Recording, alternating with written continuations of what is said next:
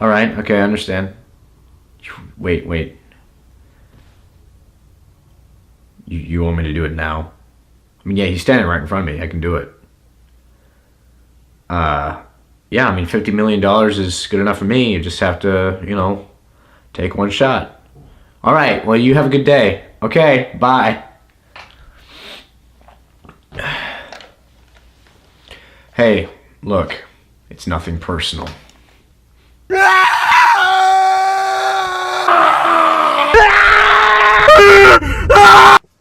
I'm so wasted.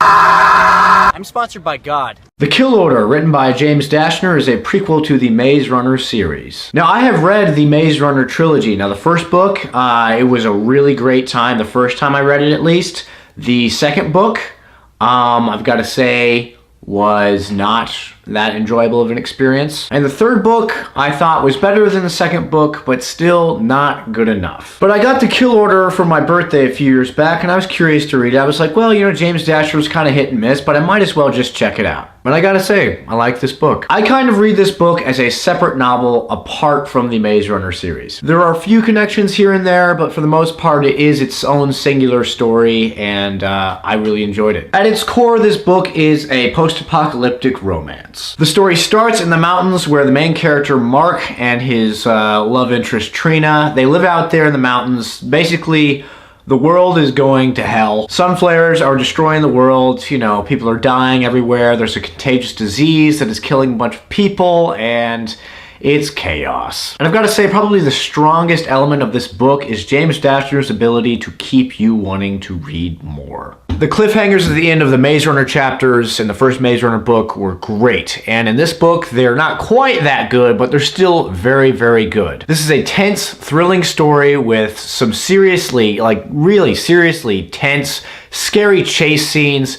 People who get this contagious disease that's in the story, they basically turn into rabid animal people, and they will try and kill you and whatnot. And so when Mark and Trina and the few friends they make along the way encounter these people who have the disease, or in the early stages, and then also in the far gone stages, it's fascinating. There's there's whole groups in this world where people who they've got a little bit of the disease, they start these little cults, and they've got all these weird beliefs, and they're going nuts. And then you get the far gone people who are gonna eat you. But yeah, the world building in this fallen world I found really fascinating and very, very cool, very well developed. It was a legitimate post-apocalyptic world that I found very fascinating, very interesting. Something that I didn't expect. I honestly, when I went into reading this book, I was like, James Dashner, we'll see what he does. It'd probably be the typical kind of stuff, but whatever. I was wrong. There was some new stuff to this post-apocalyptic scary world that I had not read in other books, and I was very charmed by it. Now let's talk characters. Mark is the relatable good old boy who you don't want to perish. He is, he's just a good guy, and he's living in a scary and broken world, and he is doing his best to survive, and you want him to survive. That makes him a good protagonist. If you didn't want him to survive, then he's a sucky protagonist. But I liked Mark. I liked him a lot. He's constantly putting himself in harm's way to protect other people because he is a hero. And then there's Trina, who is Mark's brave love interest. She is just as brave, if not more brave, than Mark. I liked her a lot. There wasn't a ton of character development with her.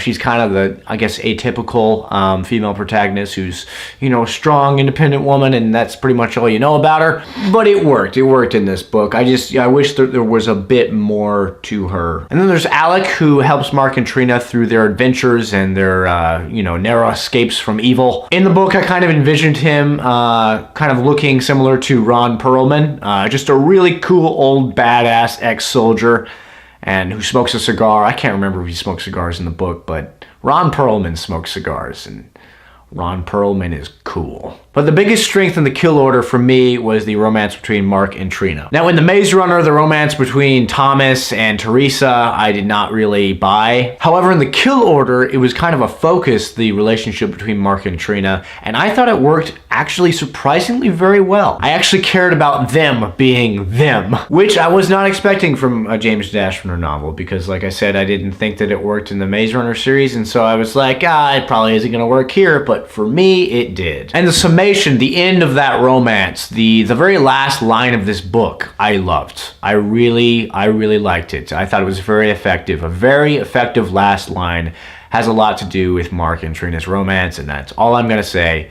Because if you do read it, I think you'll like it too, and I don't want to spoil it. As for flaws with the kill order, the main one is James Dashner's writing. He's a very good suspense writer, no doubt, and his pacing is really good, but some of his dialogue just does not read right. There's definitely some cringeworthy dialogue in this book. And also some of the prose writing can come off a bit cheesy at times. But the real question is, would I recommend The Kill Order? I would recommend The Kill Order. I think it's a really fun book that is, if viewed as a singular story, is a really good post-apocalyptic thriller, and it has a surprisingly not horrible teen romance. The Kill Order gets a B. So please tell me, have you read The Kill Order? If so, comment below and tell me what you thought of it. And as always, if you like this video, please like it and subscribe, tell your friends about the channel, and